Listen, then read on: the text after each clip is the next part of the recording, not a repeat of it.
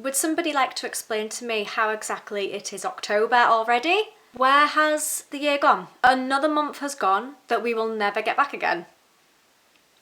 Deep thoughts to start off this video. I think I'm entering an existential crisis, but it is my favourite time of year as well, although I do like spring. But we're not here to talk about spring, we're here to talk about my reading wrap up for September. My favourite time of year, spooky season vibes, and there's a spooky season book in this video that I'm excited to share with you. So let's turn the negativity about time passing us by into a positive and talk about books, which is what we love to do on this channel. So this is my September reading wrap up. Please leave yours in the comments as well to get involved. I'd love to know what you've been reading. And if you want to know what I've been reading, then you've come to the right video, because that is what I'm about to tell you. I feel like the camera is more zoomed in than usual, so sorry if this feels very up close and personal. We like to get intimate on this channel. So I thought that this is like a little monthly thing that we could do. Obviously I did do an October TBR, so I will link that in the description box as well so you can see what I'm reading in October currently. But these are all the books that I read in September, and boy, there were some good ones and I'm really excited to share those with you now. So I thought that I would just do a mini review. Some of these books I have already done a big review on my channel in a different video, and there are some upcoming full-length reviews for some of these books too. In this video we have 5 books. 4 of them I completely finished in September and 1 of them I started in September, and to be honest I think I'm going to finish it today. I think Goodreads said that I was 91% of the way through this book, so this one is basically finished at this point. Okay, I'm actually really happy with this. So in September I read a total of 2,704 pages.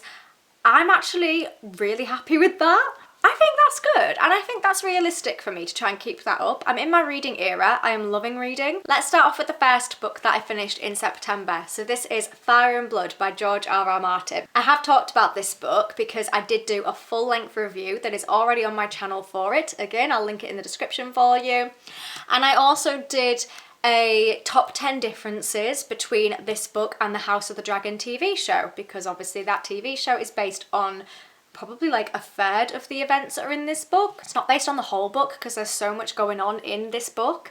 How many times do I want to say book in the same sentence? I have read this before as well. It was a reread in September. I actually really enjoyed this book. I do feel like it doesn't get much credit from fans of A Song of Ice and Fire because it's a very, very different writing style. It's not like a story. It's more like a historical account. It's like a Wikipedia article. It basically details and lists a load of events that happened, and it doesn't delve much deeper than that. It's very surface level. It doesn't tell you what the characters are feeling, their inner dialogue, their emotions. It doesn't tell you anything like that. It's not character driven at all. But that doesn't make it a bad book. It's just very different to George R.R. Martin's other works, like the core Song of Ice and Fire books. They are told like a fictional story. This reads like a non-fiction account. Obviously it is fictional, but it doesn't read like that. I absolutely loved the parts around Aegon's conquest leading up to Jaehaerys the Conciliator. I also did a video on King Jaehaerys because he is my favourite ruler of the entirety of Westeros, and I made an entire video dedicated to him to share my love for him. So up until that point this was a 4-star read for me. However, it started to fall flat when it started to talk around the events of the Dance of the Dragons, like with the Greens and the Blacks and their war that's going on. That is when it dropped down to a 3.5 stars for me, because I started to just get bored. And after about the 550 page mark, I felt like it could have ended, but it didn't. It kept going on and on and on. And it felt like I was reading this book forever. And I feel like in that part of the story that House of the Dragon is actually based on, each paragraph just feels like this person died, this person died, this person died, this person died. You see where I'm going? And it just got quite drony. I would recommend this book if you're a fan of A Song of Ice and Fire and you want to know more about the historic lore There's some really juicy events that happen in this book. It's phenomenal, it's great. It's just not as great as the rest of the books in A Song of Ice and Fire, for me personally. And if you don't care about the history, you're not interested in the lore, you couldn't care less about the Targaryen line, don't even bother looking at this. In fact, I will put it down because you shouldn't be looking at it. If you don't like those things, you shouldn't be looking at it. So that was book number 1 for September, so we were off to a strong start.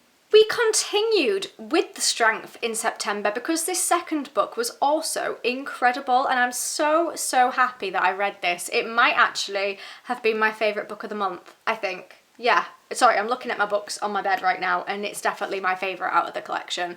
And this one is Eragon by Christopher Paolini. There will be a full review coming for this book that I have already filmed. I just haven't uploaded it yet, so stay tuned on my channel for that. I have some strong thoughts about this book. I can't believe that I had not read this until this year, because this is an old book. This book has been out for a very long time. I can't believe I hadn't read this sooner. And I'm so glad I read it when I did, because it really highlighted my September for me. I feel like if you are a beginner to fantasy, this is the perfect book to get you involved. If you are like unsure whether or not you're gonna like fantasy and you want to pick up something that's easy to read and easy to dip your toe into fantasy, I would highly recommend this. I think it's great. I also think it's suitable for almost all ages. I wouldn't say that it's a children's book, but I would say you could be like a young adult, you could be a teenager, and I really enjoyed this book. So what age range is this actually targeted to, or do I just have the mind of a teenager? Because I really enjoyed this. And I said it's great for a beginner into fantasy, but I wouldn't say that I am a beginner into fantasy. In fact, the first fantasy book I read was about 20 years ago. Maybe not that long, maybe like 18 years ago was the first time I picked up a fantasy book and read the full thing. I'm definitely not a beginner in fantasy, yet I absolutely loved Eragon, and I think the characters carry this book. There wasn't one character that I was like annoyed by. Normally in a book there's a character that always really irritates me or grates on me, normally at least one. There's always a character that I just hate for no reason at all. There is not a character that exists like that for me in Eragon. I loved every single character. They were all so likeable, they're also interesting, they're so dynamic. It was a very easy storyline to follow. It's not too intense, it's not in depth. There were a few plot holes that I did find and that I have discussed in my full review, so if you want to hear my in-depth thoughts about that, then that will be coming, because I did find a few continuity errors, a few plot armor bits. Either way, I loved this book and I really enjoyed it. It does have its flaws though. I am not being oblivious to the flaws that Eragon has, but nonetheless I rated this as a 4 out of 5 stars because I just really enjoyed it. And in fact, the first half of it, I would say I was borderline thinking of rating it a 5 out of 5. Top marks, I don't rate 5 out of 5 very often. However, towards the end it did dip down a point, so I did rate it a 4 out of 5 stars. And I'm very excited to read the next one. I'm hoping that I can read the next book in November. So you'll have to stay tuned for my November wrap up to see what I think about the sequel. So this next book that I'm going to talk about, because I read it in September, obviously, I don't have with me because I actually lent it to a family member after I'd finished reading it. I'm not going to talk about this one for too long because I looked at my analytics on YouTube and 80% of my audience recently has been male, and this is not a male targeted book. I'm not saying that a male can't read this book, but I don't think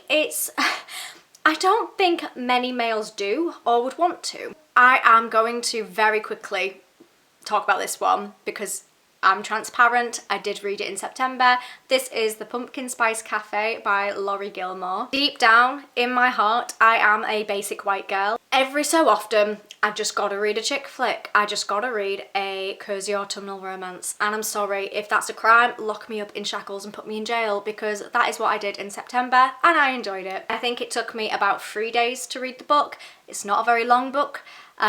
It's very quick to read. The font size is massive on the page. It's fluffy. It's an easygoing romance. There's no deep plot. It's very cozy. I enjoyed it. It was light-hearted. It reminds me of a Hallmark movie. But don't worry, I will not be doing a full review of this book on my channel. If you're into romance, if you like a little bit of spice and you want to fulfill your desires and you want a cozy autumnal read, this book is great for you. And because I felt like I was in the perfect mindset for it, I rated this around a 3.5 to 4 stars. It was just easy. It was easy going. Wasn't anything deep, wasn't any tension, no conflict. It was just a very easy, happy read, and I really enjoyed it. Please don't unsubscribe. I am about to talk about something a bit more thrilling now. I don't want to toot my horn, and I don't do it often, but I'm so good at making cups of tea. This next book I really thoroughly enjoyed. This is the one that's perfect for spooky season. So if you want to read this in October, I would also highly recommend that. This is Salem's Lot by Stephen King. I would love to give a huge thank you to the viewer who recommended I read this. I've got you to thank because otherwise I wouldn't have picked up this book. I've never read Stephen King before this book. I have a full review coming later on this week for this book as well, so I will talk about it in more detail then. This overall was a great read. I enjoyed it. It's about vampires, it's spooky, it's kind of scary in parts. It gives really creepy vibes, to be honest, which is perfect for this time of year. And it's made me want to read more Stephen King because overall I enjoyed this book. There were a few parts that I felt like were a bit slow, and there were actually quite a lot of chapters and paragraphs that I felt like were purely for filler. They weren't that necessary, they weren't that important to the overall plot, and I was reading parts of it thinking, why exactly has Stephen King put this in the book when it serves no relevance at all? There's also some disturbing scenes, again, that were massively irrelevant.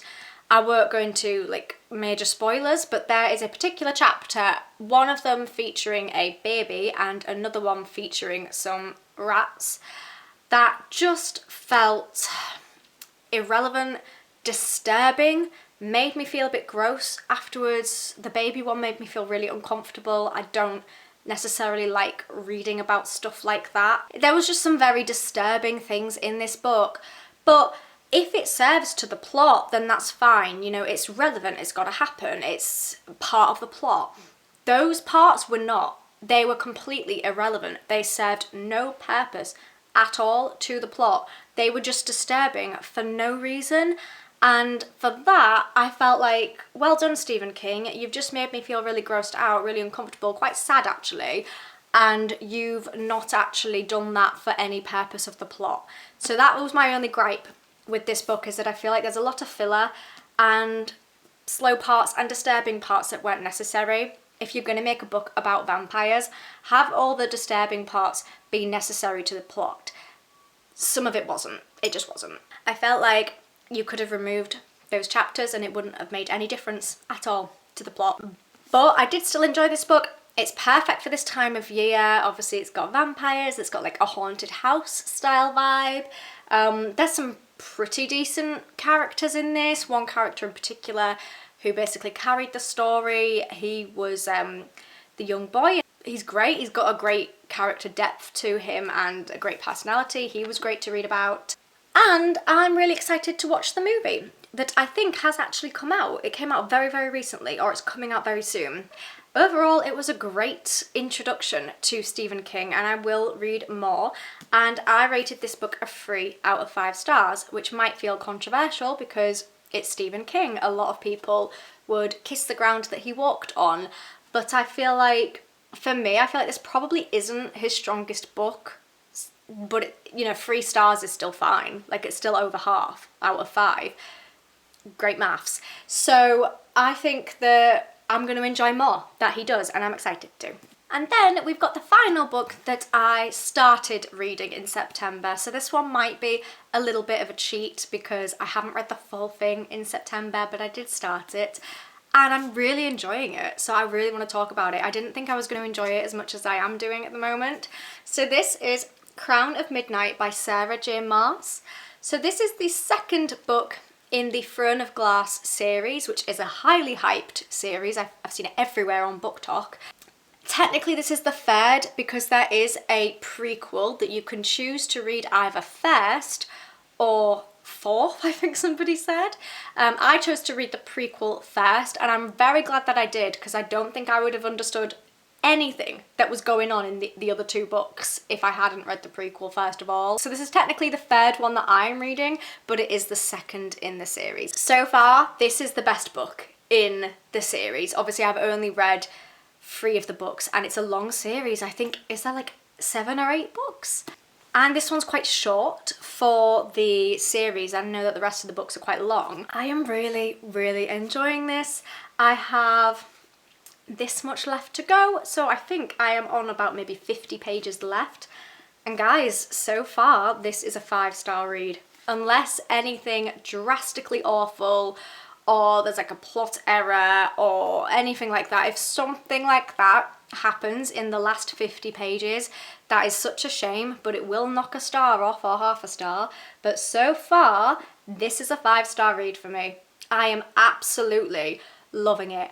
And I'm not, if I'm being honest, I'm not like the biggest hyper of Sarah J Maas, because I know that she's very, very hyped and very talked about. If I'm being honest, the later books in the ACOTAR series are great, but the first one was mediocre at best. And the prequel to this series was boring. It was slow, it droned on. And the first book I enjoyed, but it wasn't like phenomenal. This book is phenomenal. I am so happy that I read this, and I want to really read the next one. I also love the front covers. I would say so far that Throne of Glass is more fantasy rather than romantasy. ACOTAR was definitely romantasy. So far, this is heavy on the fantasy. This one really tones it down on the romance. There's a little bit of it there, but it is much more about the fantasy elements, the different races, the use of magic, learning about the world. There's a lot of really amazing world building in this. There's so many plots that were really tense. There was a particular chapter that I read last night that had me like gasping. It's about an assassin, there's an evil king in it, there's like portals that go to the underworld, there's crazy creatures that the assassin has to fight, and there's 2 male characters in particular that are brilliant. They are so likeable, and I'm just really enjoying this book so much, and I feel like this has pulled the series back for me, because up until this point I felt like it was just average. Now I feel like it's great, and I love Sarah J Maas's writing style so much. She might actually be one of my favourite writing styles. I've always thought that some of her plots and her actual stories aren't that great. Like the first book of ACOTAR, didn't actually enjoy the plot at all, but her writing is brilliant. Her description, her dialogue, the way that she describes things, the way she sets the scene. I love her writing style so much. I just think sometimes her plots are questionable. However, so far the plot in this book has been brilliant. That is my September wrap-up! Whoop whoop! Some really decent books actually. So obviously we've got a 5-star read, probably. Obviously I haven't finished it yet, but I think it probably will be. We've got a couple of 4-star reads in there. And yeah, overall, a great reading month. How am I managing to hold all of this up? Oh my god, I am hench. So I would love for you to leave your September wrap-up in the comments as well. And if you like this idea, we can make this into a little monthly thing. That might be quite cute. And we can just talk about books, because that is so wholesome and that is what we like to do. Where's the harm in that? And if you don't like this kind of video, feel free to just skip this once a month. At the moment, I'm uploading twice a week, so hopefully there'll be something that you do enjoy within that time, and you don't have to watch this one. There's no pressure there. Thank you so much for sticking with me today. I hope you enjoyed this video. I really, really enjoy talking about books. I think it's actually a bit ridiculous. Like I mentioned, I've already done an October TBR, so if you want to see what I am currently reading within October, then feel free to check that out, and I will do an October wrap-up again. Spoiler alert, this one probably will be in there because I will actually have finished this in October.